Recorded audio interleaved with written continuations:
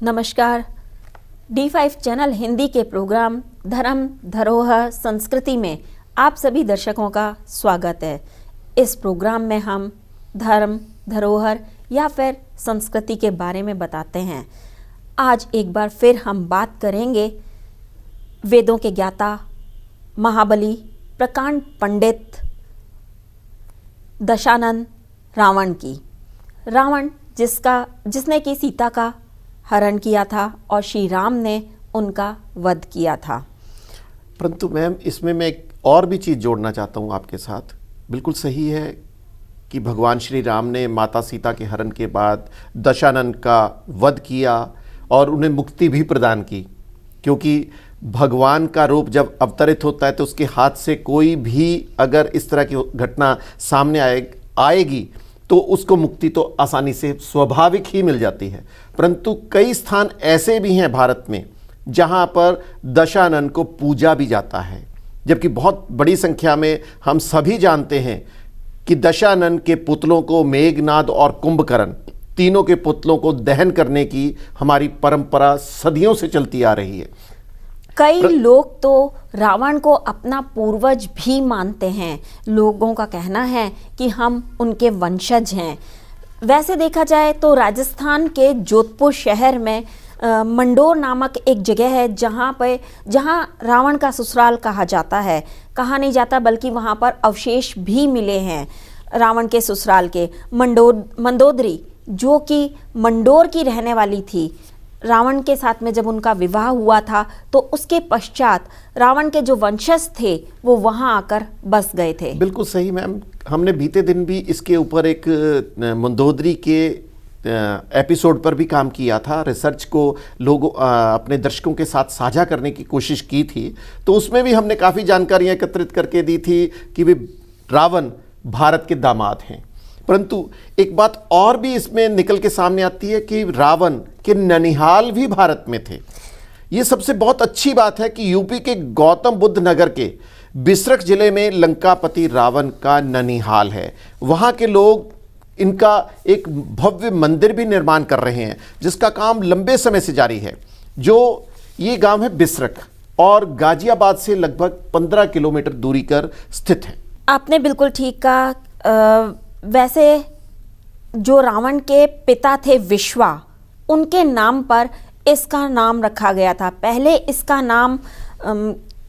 गांव का नाम विश्वेश्वरा था, लेकिन बाद में बदल दिया गया।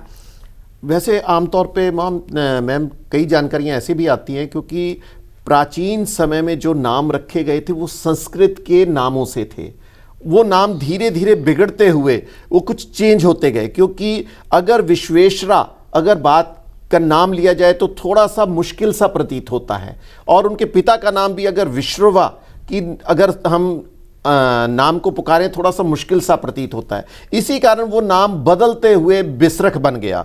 यही कारण है कि भी ये चीज़ें थोड़ा सा समय के साथ परिवर्तित होती जाती हैं, परंतु बिसरख में आज भी रावण के साक्ष्य मौजूद हैं।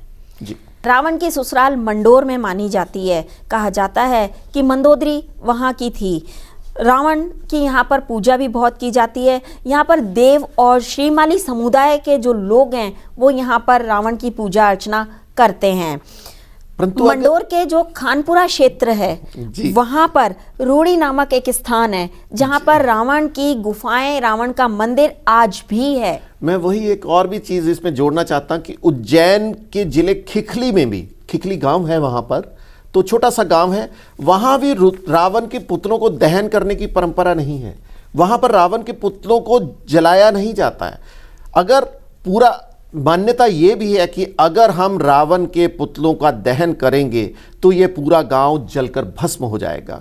ये भी मान्यताएं हैं। मान्यताओं के ऊपर लोग आज भी उसी तरह कायम हैं, जिनको वो पूर्ति करने में अपना योगदान देते आ रहे हैं।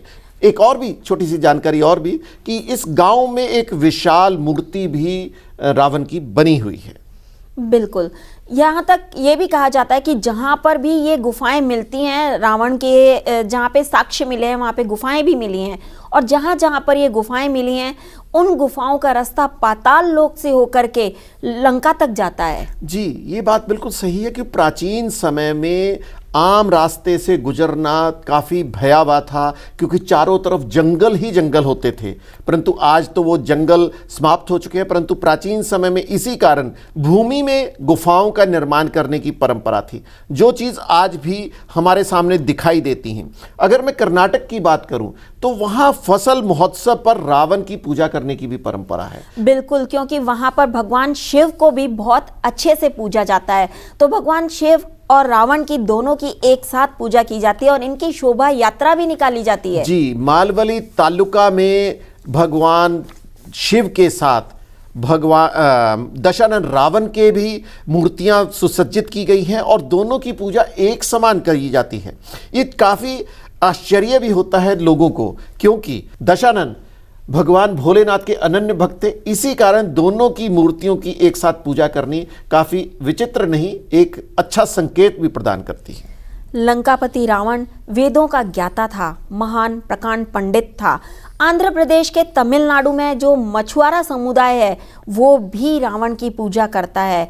उनके पूजा करने के पीछे तथ्य ये माना जाता है कि वो शिव के भक्त होते हैं और शिव और रावण दोनों को समांतर रख करके उनकी पूजा की जाती है। श्रीलंका में तो मैम एक और जानकारी भी इसमें सम्मिलित करेंगे कि श्रीलंका में एक कहा जाता है कि राजा बलगम्बा की इला घाटी है, जहां रावण के नाम की गुफा आज भी विद्यमान है।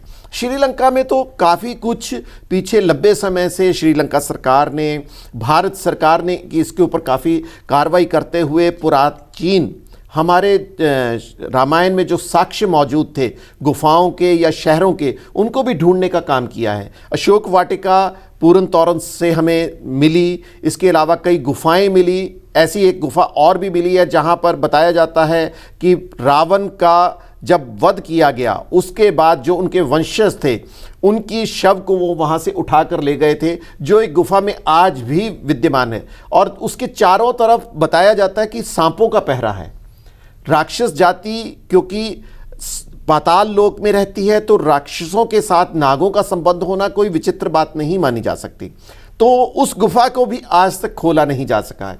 इसके अलावा एक गुफा के बारे में एक और भी जानकारी मिली थी कि वहाँ पर जो पुष्पक विमान था दशानन के पास, जो भगवान विश्वकर्मा ने उनको भेंट किया था, वो भी वहां पर विद्यमान है।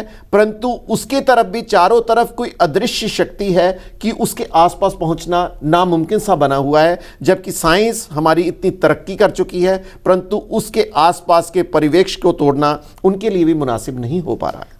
पुष्पक विमान के बारे में ये भी कहा जाता है कि वो मन की गति से चलता था और वो सिर्फ रावण चला सकता था, उसके अलावा और कोई नहीं चला पाता था। बिल्कुल सही है। इसी कारण था तो कि वो जिस गति से, अगर भारत से श्रीलंका का वहाँ का दूरी देखें तो कई सैकड़ों किलोमीटर है, परंतु वहाँ से अयोध्या जब माता सीता का हरण किया गया तो वो कुछ पलों में ही वहाँ पर शिफ्ट हो गए। यानी कि लंका में पहुंचना, इसका मतलब क्योंकि मन की गति, हमारे विचारों की शक्ति बहुत तेज होती है, जहां पर हमारी समझ से परे बात की जाती है। ऐसे ही महाराष्ट्र के अमरावती और गढ़चिरौली में रावण और मेघनाथ को बहुत ज़्यादा पूजा जाता है। उन्हें वहां पर भगवान का दर्जा दिया जाता है। मैम इतना ही नहीं, इटावा जिले के जसवंत नगर में भी जब वहाँ पर दशहरा है, उसकी मनाने की परंपरा ही कुछ विचित्र है। वहाँ पर दशहरे पर रावण की आरती करने की परंपरा है। और सबसे खास बात, क्योंकि आपको ये तो ज्ञात ही होगा कि रावण के पिता महर्षि थे और माता राक्षसी थी। इसी कारण दोनों की जो संतान थी, दोनों में ही वो विचित्र गुण थे। इसी कारण वो वेदों के ज्ञाता बने और राक्षसी गुण होने के कारण माता सीता का हरण किया गया। राक्षसी गुण होने के कारण रावण का वहां पर पुतला जरूर बनाया जाता है और उसको तोड़ा भी जाता है। और उसकी जो लकड़ियां होती हैं वहां के जो होते हैं उसके उनको हर एक घर में इंसान अपने लेकर के जाता है और पूजा भी की जाती है। एक बड़ी विचित्र परंपरा है।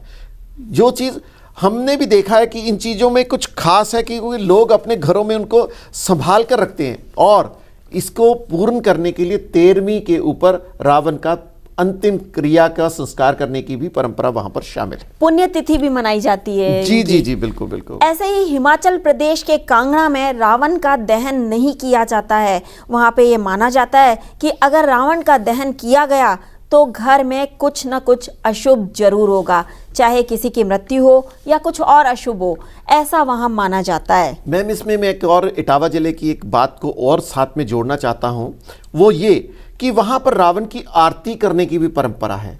आरती की परंपरा इसलिए की जाती है रावण की, क्योंकि वो ज्ञान रूपी पुंज थे, वेदों के ज्ञाता थे, महान पंडित भी थे, इसी कारण उनकी आरती उतारने की परंपरा है।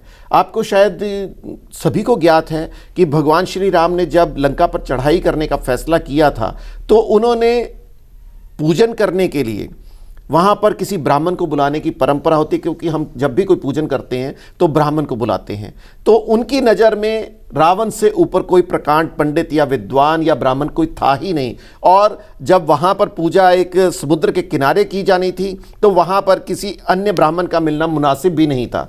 तब उन्होंने संदेश में रावण को ही न्योता दिया था कि वह आकर उनकी पूजा करवाए, और उन्होंने पूजा संपन्न भी करवाई और आशीर्वाद भी दिया कि आप विजयी हो। तो कितनी विचित्र बात है कि भी अपनी ही हार के लिए एक सामने वाले को विजय का आशीर्वाद दिया जा रहा है। यह सिर्फ एक ब्राह्मण परिवार में ही हो सकता है कि जिसके सामने हम सिर निभाते हैं वो आपको आशीर्वाद ही प्रदान करता है, ना कि कोई अपशब्द कहेगा। मैं रोचक प्रसंग की बात कर रहा था कि जब उन्होंने श्री राम ने रावण को अपने पूजन के लिए श्रीलंका पर चढ़ाई के लिए न्योता भेजा तो उन्होंने स्वीकार भी किया और पूजा अर्चना भी पूरी करवाई। और पूजा अर्चना के बाद सबसे खास बात, जब श्री राम ने उनके चरणों में अपना शीस निभाया तो उन्होंने आशीर्वाद प्रदान किया कि विजयी भव। ये कितनी विचित्र बात है कि एक ब्राह्मण अपना आशीर्वाद, अपनी ही हार का आशीर्वाद सामने वाले को दे रहा है कि आप विजयी हो। रावण को भी पता था कि अगर मैं विजय का आशीर्वाद दूंगा तो मेरी हार निश्चित है, परंतु उन्होंने उस वक्त ब्राह्मण का वेश धारा हुआ था, इसलिए आशीर्वाद उन्होंने निभाया। और ये बहुत बड़ी बात है कि एक ब्राह्मण ही ऐसी कृत्य को पूरा कर सकता है, ब्राह्मण ही एक आशीर्वाद प्रदान कर सकता है। वैसे तो हम आमतौर पे देखते हैं कि अगर हम किसी के सामने भी सिर झुकाते हैं, चाहे वो कितना भी हमसे बैर या द्वेष रखता हो, तो वो आपको गले ही लगाएगा और आपको आशीर्वाद ही देगा। ये सबसे खास बात है। और ब्राह्मण का होना तो निश्चित ही एक बहुत उच्च उदाहरण हमारे लिए प्रतीत होती है। एक प्रसंग मुझे भी याद आ रहा है कि जिस वक्त रावण ने पूजा की थी, पूजा करने के बाद में उसने भगवान श्री राम से कहा था कि जो ये शिवलिंग है ये मैं उठा करके अपने साथ लेकर के जाऊंगा और इसको मैं लंका में स्थापित करूंगा। बिल्कुल सही कहा आपने। तो भगवान श्री राम ने उस वक्त ऐसी लीला रची कि रावण वो शिवलिंग ले जा ही नहीं पाया। जब वो शिवलिंग उठा करके ले जाने लगा तो उन्होंने कहा कि अगर आपने शिवलिंग को कहीं पर रख दिया तो ये वहीं पर स्थापित हो जाएगा, उसके बाद आप कितनी भी कोशिश करो आप इसको उठा नहीं पाओगे। यही रोचक प्रसंग पे हम बहुत जल्दी एक और इसके ऊपर एक रोचक प्रसंग के ऊपर एक एपिसोड भी बनाने जा रहे हैं, तो उसके ऊपर भी हम कार्रवाई करेंगे अच्छे ढंग से कि लोगों को इसके बारे में भी, हमारे दर्शकों को भी इसके बारे में बेहतर से बेहतर जानकारी मिल सके। आपने प्रसंग की थोड़ी सी जानकारी दी, अच्छा लगा, तो इसको हम अगर आगे विस्तार से बताएंगे तो शायद अगले एपिसोड में करें तो ज्यादा अच्छा बिल्कुल, रहेगा। बिल्कुल बिल्कुल। इसी के साथ मैं वंदना और मैं प्रदीप शाही आपसे इजाज़त चाहता हूं।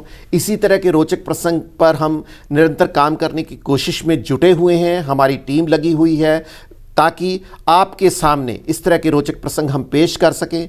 आपसे एक ही निवेदन है, आपसे एक ही गुजारिश है कि आप D5 चैनल हिंदी का हमारा चैनल को सब्सक्राइब जरूर करिए, लाइक शेयर और कमेंट्स जरूर कीजिए, ताकि धर्म धरोहर संस्कृति जो हमारी प्राचीन विरासत है उसको हम समेट के ना सहेज कर रखें, किताबों तक वो सीमित ना रहे, वो आपके माध्यम से जनमानस तक पहुंच सके। जी धन्यवाद। नमस्कार।